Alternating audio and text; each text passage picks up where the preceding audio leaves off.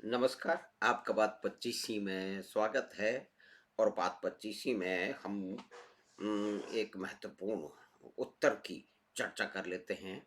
और ये उत्तर उसने दिया है जिनके बारे में बहुत सारे प्रश्न सालों से कुछ बहुत ही विशेष प्रकार के विद्वान और विचारधाराओं से संचालित होने वाले महामना और कुछ राजनीतिज्ञ पंडित लगाते रहे हैं। लगातार प्रश्न ये पूछे जा रहे हैं, लेकिन उस प्रश्न के अगर मूल में मुख्य रूप से देखा जाएगा तो वो व्यापार विरोधी विचार हैं। वो उद्यमिता को गाली देने का उसमें सबसे मुख्य जो स्थान है वो है। और ये एक विशेष प्रकार के समूह से आते हैं जिन्हें वास्तविकताओं से कोई मतलब नहीं होता, असलियत से कोई मतलब नहीं होता। फैक्ट्स और फिगर्स, संख्याओं में, गणनाओं में वो कभी नहीं जाते। नारेबाजी के ये बड़े ही उस्ताद हैं। तो नारेबाजी के उस्तादों ने बड़े लंबे समय से अ, श्री गौतम अडानी पे कई तरह के आरोप और आक्षेपों की बौछार कर रखी थी। उनके बारे में ये कहा जाता है और उनके अंबानी के बारे में भी कि उनको किसी का वरदहस्त प्यार प्राप्त है और उसी के कारण वो उन्हें व्यापार कर रहे हैं। तो कुल मिला कि ये जो सोचने की नीति है, उसके लिए हमको 1970 वत्तर में 65 में जाना होगा, जबकि सरकारों ने व्यापार जो है लोन देने शुरू किए थे। तो उस समय क्या हुआ था कि उसकी बहुत सारी आपको भी जानकारी होगी और हमें भी जानकारी है इसकी। हमने आमने सामने देखा है कि बहुत सारे पॉलिटिकली कनेक्टेड लोग बड़े-बड़े प्रोजेक्ट लगा करके उन्होंने बड़े-बड़े इंडस्ट्रियल प्लॉट ले लिए और बड़े-बड़े बैंक के लोन ले लिए और अधिकतरों ने कहीं और उसको इन्वेस्ट किया, ज़मीनें खरीदी और किसी तरह से लोन वापस नहीं दिए, क्योंकि उन्हें को राजनीतिक वरदहस्त प्राप्त था। ये इंस्पेक्टर लाइसेंस राज के ज़माने की बात है। लेकिन ये बात 1990 में आके पलट गई और श्री गौतम अदानी उसी पीढ़ी का एक प्रतीक हैं जिन्होंने 1990 का जो लिबरलाइजेशन है उसमें जो नए उद्यमियों की एक पौध तैयार हुई, उनमें से ये प्रमुख व्यक्ति हैं। और इनके जैसे और भी बहुत कम हैं, क्योंकि ये एक विशेष स्थान पे हैं। और ये क्योंकि गुजरात से आते हैं तो इन्हें गाली पड़नी जो है उसकी परंपराओं के अनुसार उन्हें कुछ राजनीतिक विचारधाराओं और राजनीतिक व्यवस्थाओं के कारण उन्हें गाली पड़ रही है। उसमें उनका इतना ही दोष है कि वो गुजरात से आते हैं।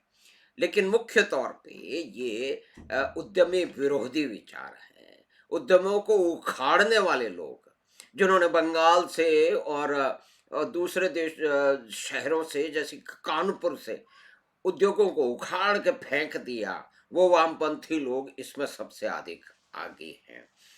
और नारेबाजी में और उसको उसको प्रोपेगेंडा घड़ने में, कुप्रचार करने में ये इतने बड़े महारथी हैं कि ये फैक्ट्स एंड फिगर में जाते ही नहीं।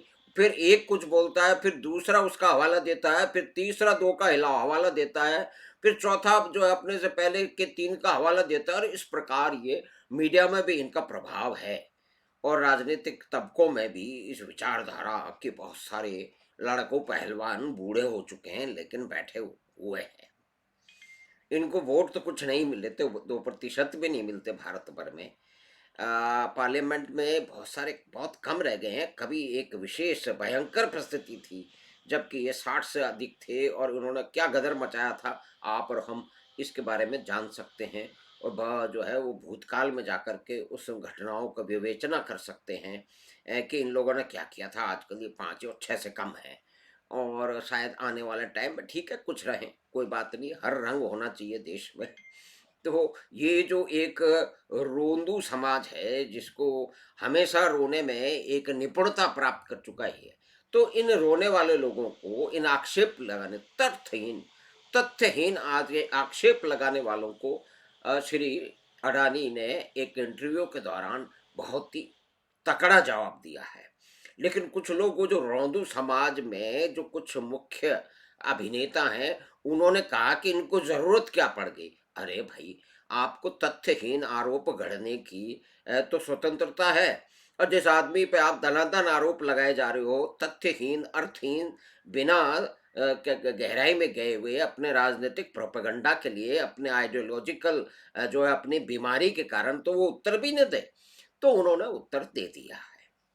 और कुल मिला के उन्होंने ये भी कहा है कि एक समय था, क्योंकि ये बड़े इंफ्रा प्रोजेक्ट में है, मोटे मोटा हम यही समझ लें, हम इस बातचीत के साथ जो डेटा है उसको लगाएंगे, तो उसको, जिन लोगों की रुचि है वो सारा का सारा डेटा है, मीडिया में पहले आ चुका है, तो उसकी वो अन्वेषण कर लें। और वो लोग, जो महान लोग, जो इनको पर आक्षेप लगाते हैं, अगर वो समझते हैं कि उनके पास कुछ अधिक तथ्य हैं, अधिक पुख्ता सबूत हैं, तो अवश्य लाएं सामने, लेकिन ये सिर्फ नारेबाज कभी लाएंगे नहीं। तो कुल मिला के उन्होंने कहा कि भाई, कभी तो मेरा जो है वो बैंक से मेरा लोन जो है ना 86% होता था, आज वो 32% के कम है। 50% से जो अधिक जो उन्होंने जो ऋण लिए हैं, वो बॉन्ड के जरिए लिए हैं। विदेशों की कंपनियां, फ्रांस की कंपनियां, अबू धाबी की कंपनियां, और दुनिया भर की दूसरी कंपनियां, बड़े बड़े मोटे बिलियंस ऑफ डॉलर्स का, कोई 2-2.5 बिलियन डॉलर का इनकी कंपनियों में निवेश कर रहा है, कोई उससे अधिक 10-12 बिलियन डॉलर का भी कर रहा है, जॉइंट वेंचर कर रहे हैं। इन्होंने इजराइल में भी पोर्ट का मैनेजमेंट देखा है। तो ये एक इस तरह के निपुण, क्या हमको उद्यमी नहीं चाहिए? क्या सब काम जो है वो छोटे-छोटे और मझोले ही करेंगे? भई, मझोले और छोटे का भी बड़ा रोल है, वो भी करते हैं, बहुत बड़ा एम्प्लॉयमेंट करते हैं, लेकिन वो छोटे और मझोले इनके लिए भी तो काम करते हैं। और बैंक, अपने जो बैंक जो पैसा अपने पास रखते हैं, उनको जनता पैसा देती है, वो कहाँ से, उसको कैसे करेंगे? ठीक है। एक और बात है जिसके बारे में होता है कि भई, बैंक वाले जो है वो पहले एक जैसे मैंने अभी उसका उदाहरण दिया कि पहले बैंकों को लेन लेके लोग खा जाया करते थे, वो लंबे समय से चलता रहा है। लेकिन अडानी साहब ने तो कोई लोन खाया नहीं, दूसरे जो खाए उनको पकड़ में। किनके समय में ये लोन दिए गए और कैसे दिए गए, और उस समय प्रतिशत क्या रहता था रिश्वत का, ये इसके बारे में जानने वाले जानते हैं। इसको फ़ोन बैंकिंग कहा करते थे कि भई, आपको इतना लोन चाहिए, आपकी एप्लीकेशन लगी है, लोग बड़े-बड़े मंत्रियों की, बड़े-बड़े नेताओं की सभा में जाके साष्टांग दंडवत प्रणाम करते थे और कहते थे कि मेरा लोन रुका हुआ है। तो उन्हें बता दिया जाता था कि आपको क्या करना है, आप वो कर लीजिए, तो उसके बाद में तुरंत आपको लोन मिल जाएगा। तो वो मिलता रहा है। तो अडानी की किसी कंपनी ने लोन में डिफ़ॉल्ट तो किया नहीं है। जब लाखों करोड़ के जो है लोन देंगे बैंक, बड़े-बड़े बैंक, तभी तो वो हज़ारों करोड़ की ऋण पे जो है वो ब्याज कमाएँगे।